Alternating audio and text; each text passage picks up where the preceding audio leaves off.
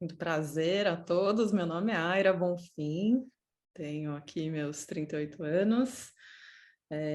A minha trajetória, então, meu relacionamento com ciências sociais da Fundação Getúlio Vargas se dá através do mestrado acadêmico em História, que teve início o ano letivo em 2017, ou seja, né, a preparação acontece o ano anterior, onde a gente vai entender, né, esses processos de cada uma dessas escolas.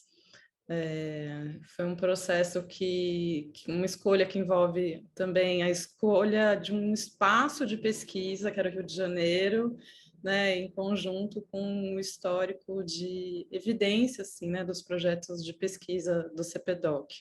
Então, foi uma união ali de forças e um esforço de uma pessoa que saía, então, de um outro estado, que era São Paulo, para frequentar essa escola, esse endereço, esses sotaques e esse ponto que é o Rio de Janeiro, que tinha a ver também com o tema de pesquisa escolhido na ocasião.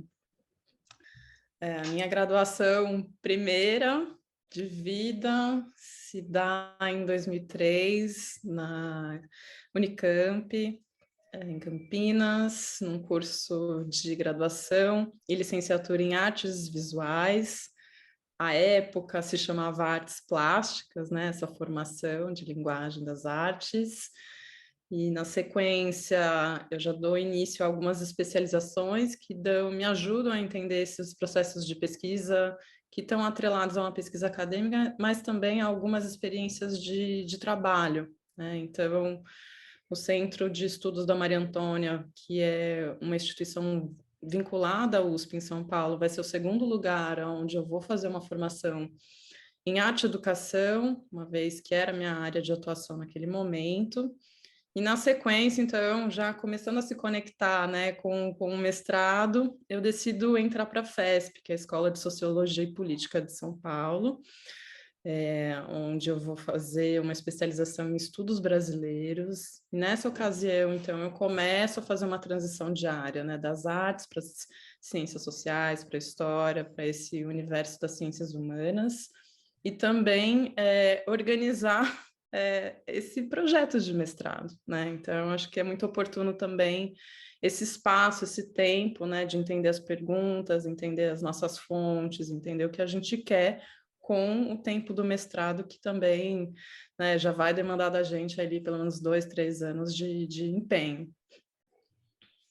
Então, na sequência, é isso. 2017 eu vou parar. Em 2015, então, eu finalizo o projeto, essa fase na FESP, na Escola de Sociologia e Política, e já vou entrar, então, com um projeto em 2017, dentro da Fundação Getúlio Vargas.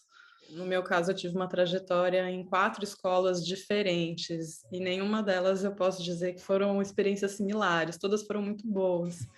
E isso é muito curioso, assim, né? Traz um pouco de pluralidade para a ideia dos espaços acadêmicos, das universidades, das escolas, dos territórios.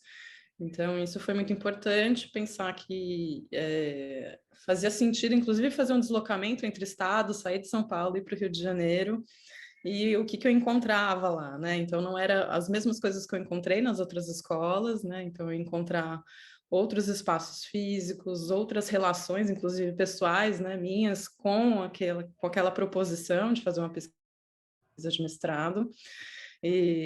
Curiosamente, acho que a diferença, talvez, né, de quando a gente é mais jovem, está na graduação, eu tinha uma única aula por semana e uma aula por semestre, né? Então, eu tinha que focar muito nesse dia, esse dia fora de São Paulo tinha que render, era um dia, inclusive, fora do meu emprego, do meu trabalho, que tinha que ser muito bem negociado. Então, basicamente, era o período de estudo, fosse ele de manhã, à tarde ou à noite, que aconteceu essas 3 jornadas de estudo, e no outro período, um momento dedicado exclusivamente para pesquisa, né, que também era importante para viabilizar o projeto em 2 anos. 2 anos passam voando, então não eram para ter dúvidas, era para executar os caminhos. Então, eu lembro muito, assim, dessa rotina de chegar muito cedo na cidade do Rio de Janeiro, né, uma vez por semana, ao longo de 1 ano e meio. Então, foi um pouco esse o processo de viver dentro da biblioteca. Então, a Fundação Getúlio Vargas tinha inaugurado há pouco tempo atrás uma biblioteca muito bonita, com uma estrutura muito acolhedora para os alunos que frequentam a escola. Então, eu deixei de levar o computador nessa viagem, foi muito bom, muito mais leve, muito mais tranquilo, né, para fazer esses percursos. Não era só uma biblioteca, era mais de um, então a gente começa a aprender a reconhecer a escola e quais são esses espaços onde a gente se sente bem, se sente envolvido ali por toda aquela gama de conhecimentos que estão espalhados por lá. Então, o próprio CPDOC também, né, onde tinham outros pesquisadores trabalhando, pesquisando, então era um espaço onde não se encontravam apenas salas de aula, né, com alunos e professores trabalhando, mas uma relação ali de pesquisa, tinha a casa de acervo, tinha a biblioteca, que para um pesquisador acadêmico ele de alguma forma explode, assim, né, ele transfere assim para esse aluno outras realidades desse ambiente. Então, foi muito interessante essa passagem de um ano, né? Os encontros, as pessoas, os professores que vão passando por nós.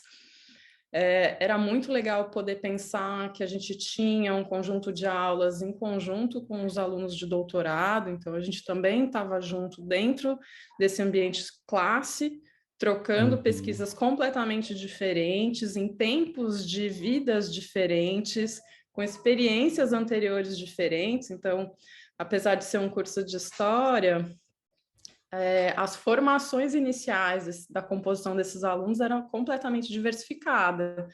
Isso era muito legal, né? De você ouvir, né, outras proposições, outras formas de pensar, trocar. Eu, mesmo estando no mestrado ali naquela época, eu tinha uma diferença em média de uns 10 anos da maioria das outras pessoas que faziam o mestrado, e isso não foi um problema, isso foi, enfim, só mais uma característica, assim como tinham pessoas do doutorado muito mais jovens do que eu, e tá tudo bem, eu acho que isso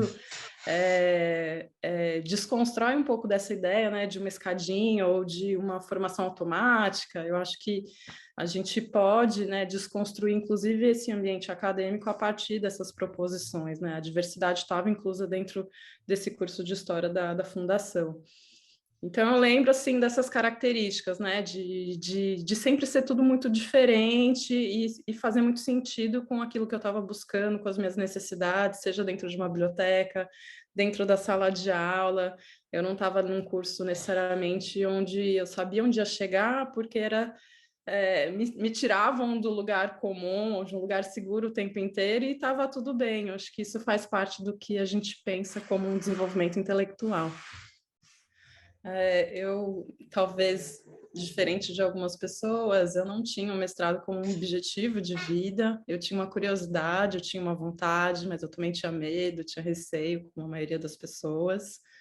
Em um dado momento, então já com, não vou falar atraso, porque eu não acho que essa seja a palavra, mas com 10 anos de distância de um período que eu poderia ter feito já uma pesquisa de mestrado, essa oportunidade me chega, e me chega então muito consolidada de algumas certezas.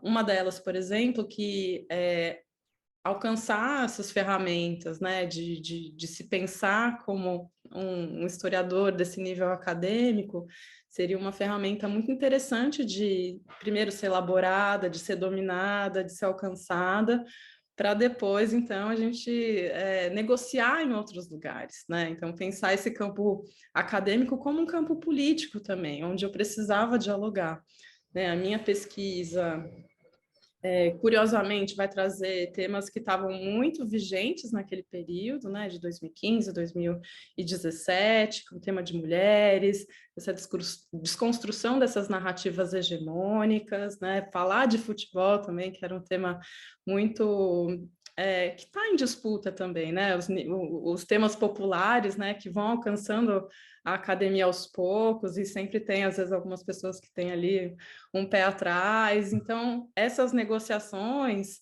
nesse lugar, né, e aí você tendo um mestrado, tendo uma argumentação, tendo outros parceiros, né, formalizando novas redes, inclusive, de pesquisadores dentro desses assuntos, só traz um pouco mais de forma para esses lugares onde eu vou ocupar depois que eu saio da faculdade, da escola. Então, hoje essa pesquisa ela até se tornou uma referência, né, sobre essa discussão sobre a história do futebol, e não do futebol de mulheres, mas de que história é essas que são contadas, ou de alguma forma viabilizou novas histórias e personagens de mulheres de brasileiras que também não eram contados.